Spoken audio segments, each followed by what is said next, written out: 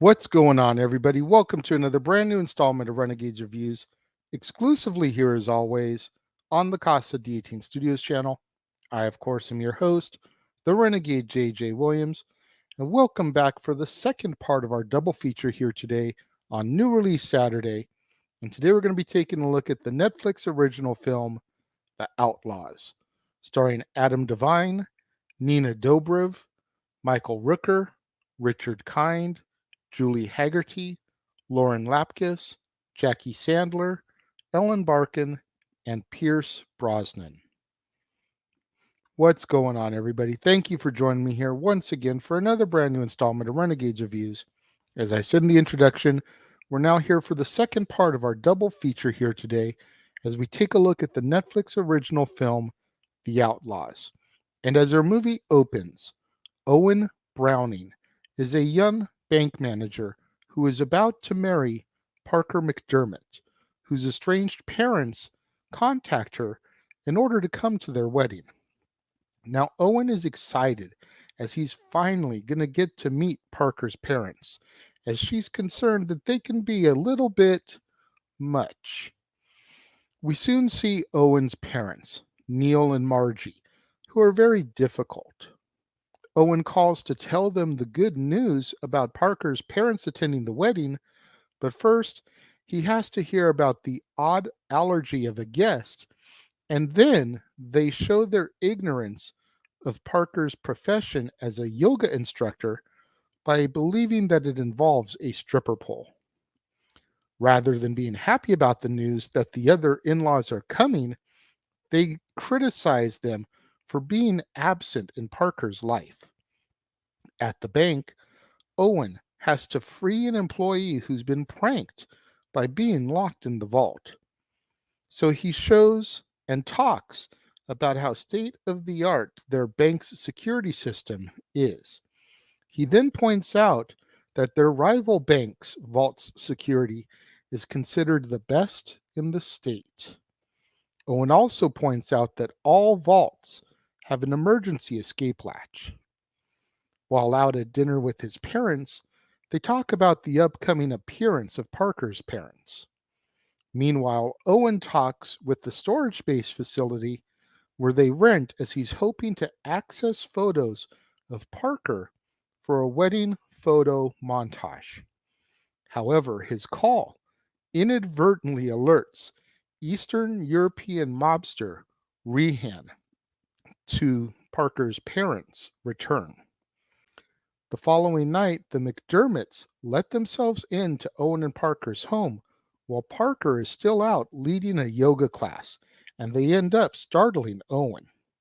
They insist that he calls them Billy and Lily, and the next day, Owen takes the day off from work in order to spend the day with his new in laws to be. They pick the agenda, so they go skydiving, get tattoos, and go drink. The next day, an infamous pair of criminals called the Ghost Bandits hold up Owen's bank. As the robbery occurs during his wedding week, specific indicators, such as the man's cologne, flashbacks to the bar, and what he told Lily the previous day, lead Owen to believe that the robbers may be his future in laws. Now, FBI Special Agent Roger Oldham questions Owen as the bank manager, with his in laws standing behind him. Unable to say anything, Parker insists that they leave once Owen breaks into tears. Now, Oldham has dedicated most of his career to chasing the Ghost Bandits, and he is convinced that they are behind the robbery in question. Trying to enlist his parents' help in outing the McDermotts, they proceed to ask direct and inappropriate questions at dinner. But Billy and Lily expertly redirect the conversation. Parker later asks Owen what is going on, and when he tells her, she thinks that his theory is crazy. Owen then follows his in-laws to Rehan's and hears her threaten to kill Parker if they don't get her $5 million more before the wedding. Oldham stops Owen on the highway, finds planted evidence in his trunk, and Owen proceeds to spill the information he has on the in-laws. Oldham then puts a wire on him, hoping to get the McDermotts to confess. Instead, Rehan takes Parker hostage as insurance. Disgusted by the developments, Owen joins forces with his in-laws. First, they choose Victory Union Bank to rob. However, they lose most of the cash through a series of comedy errors. They then focus on Atlas Reserve, managed by Phoebe Keene. Owen goes in and asks her how he can better equip his bank. Phoebe's arrogance proceeds to kick in, so she shows him all of the safeguards for her bank. Just as the safe opens, the McDermotts create a diversion out front, while Owen locks himself into the vault and then uses the emergency escape latch in order to escape with the money. At the ransom drop, Rehan is pleasantly surprised that Owen brought the money, but she's going to kill him and Parker anyways. He miraculously manages to gun them down, and the McDermotts arrive and distract the cops so that Owen can sneak back into the vault with the money. The McDermotts turn themselves in and help Oldham with his ex, so he lets them go briefly so that they can attend Owen and Parker's wedding reception. During the credits, Owen slips a paperclip into a piece of cake for his new in-laws to use so that they can get free from their handcuffs, and our movie comes to its close. This was hilarious. Again, much like I said for the earlier feature today, wasn't really sure what I was getting going into this. As soon as it started to play, it's a Happy Madison production. Adam Sandler is behind this movie. And now all of a sudden you're thinking, oh my God, what did I get myself into? This is going to be crap. Because Adam Sandler movies are usually really, really good or they're really, really hot garbage. There is no in the middle for Adam Sandler movies. Admit it. Thankfully, he wasn't the star of this. It was just his production company that was behind it. So I was like, okay, take a step back right there. Yes, his wife, Jackie Sandler, has a small part in it, but that's fine. It's definitely Sandler humor. You can see that throughout the movie. But I think the cast that he got in here, especially the established cast. I mean, Pierce Brosnan, Ellen Barkin, Michael Rooker, Richard Kind, Julie Hagerty, did amazing in their roles. It was just a really fun heist romp. And I watched both this and Run Rabbit Run back to back. I watched Run Rabbit Run first, took my notes on it. Then I watched this, took my notes on it. I'm glad I watched this second because as trippy as Run Rabbit Run was, and you guys can go back if you didn't watch that review, watch it, listen to me talk about it. This was a great movie to come out of that for and then kind of have circling around your head before you went to bed. I don't know. Usually thriller movies don't mess with me too much, but if I had gone to bed after just seeing Run Rabbit Run, who knows what kind of dreams I might have had. So being able to watch this slapsticky goofball comedy heist film and then go to bed, probably a better call if you really think about it. But yeah, it was really fun and I enjoyed every bit of it. There's a great throwaway James Bond reference too. You've got Owen and they give him a water gun at one point because they don't think he can handle a true firearm. And he just kind of stands there with the gun up and pose with it. And Ellen Barkin's character comments about how he looks like a regular James Bond. And Pierce Brosnan is like, which one?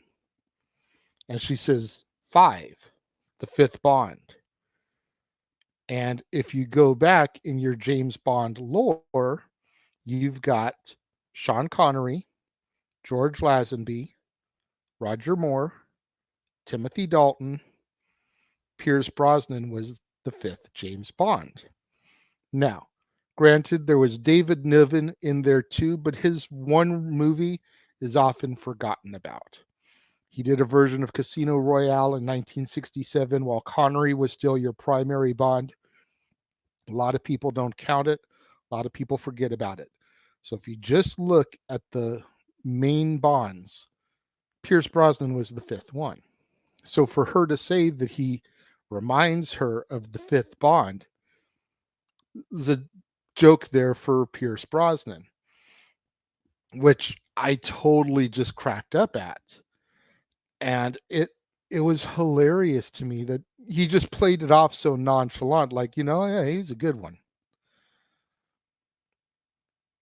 I love when films and actors, actresses cannot take themselves so seriously like that. I love when they make those kind of tongue-in-cheek jokes. And it just totally fit in the concept of the movie here. It didn't feel forced. That's the other thing is, as much as I enjoy those jokes, when they feel forced, whole other scenario. But I really enjoyed this film. I commend Adam Sandler and Happy Madison Productions for it. When it comes to my rating for The Outlaws, I'm going to give it 4 out of 5 stars. This is one that if it comes out on physical media, I'm definitely going to try to add to my collection. I enjoyed the hell out of it. Netflix generally doesn't release their stuff on home media, so we'll just have to see if it does circulate and pop up at Walmart, Target, etc. But if it does, then yeah, I think I'm going to own it. What do you guys think? Those of you that have seen The Outlaws, let me know. If you're watching the premiere, leave your thoughts and comments over here. If you're watching on demand later in the day, leave your thoughts and comments down here. Let's have that conversation, that discussion, that debate, that interaction that I'm always asking you guys for in the comments below. And make sure you guys tune in later on this evening, right here to the Casa D18 Studios channel, the Jeff Meacham Network, and across the Jeff Meacham Network Multiverse Media, as it'll be time once again for the Saturday night shenanigans that are Open Mic Night. Myself, the West Coast Professor Jeff Meacham, the Simple Man Noah Foster, the Heeb Man James Hebert will all be in attendance discussing the week in professional wrestling. But it's not just a traditional open mic night tonight. No. We are also going to be presenting our open mic game night for the month. Our version of the Dick Clark classic, The Pyramid. You're not going to want to miss out on that. And then tomorrow, right back here on the Casa D18 Studios channel, it'll be another double feature of Renegades reviews as we continue our journey through 31 days of Disney.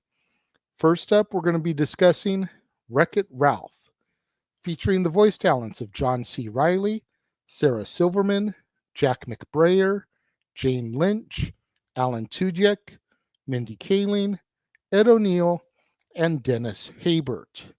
And then, at the top of the half hour after Wreck-It Ralph will be Frozen, featuring the voice talents of Kristen Bell, Idina Menzel, Jonathan Groff, Josh Gad, Santino Fontana, and Alan Tudyk. You don't want to miss out on any of that content right here on the Casa D18 Studios channel, the Jeff Meacham Network, and across the greater Jeff Meacham Network Multiverse Media. Open Mic Night, Game Night, Wreck-It Ralph, Frozen, and so much more still in store right here on the Casa D18 Studios channel as we continue our 31 days of Disney. Again, you don't want to miss any of it, so make sure you smash that like button, make sure you subscribe, make sure that notification bell is turned on so you don't miss out anytime a video drops right here on the Casa D18 Studios channel or anytime we go live, as is the case with Statboy Sports Bar, Open Mic Night, pay-per-view PLE watch-along coverage, etc. Share these videos with your family, friends, loved ones, coworkers, movie fanatics, cinephiles in your life, fans of Michael Rooker, fans of Happy Madison Productions, fans of Ellen Barkin or Pierce Brosnan or Richard Kind, Julie Hagerty, anybody you can think of that would enjoy this content in this video, share it with them, as it's the only way we're going to keep my visibility up in YouTube's algorithms now that we are in fact a monetized channel right here on the platform. Thank you once again to everybody out there who joined me and tuned in this afternoon. It means so much more to me than you guys will ever know. And I will see you guys next time.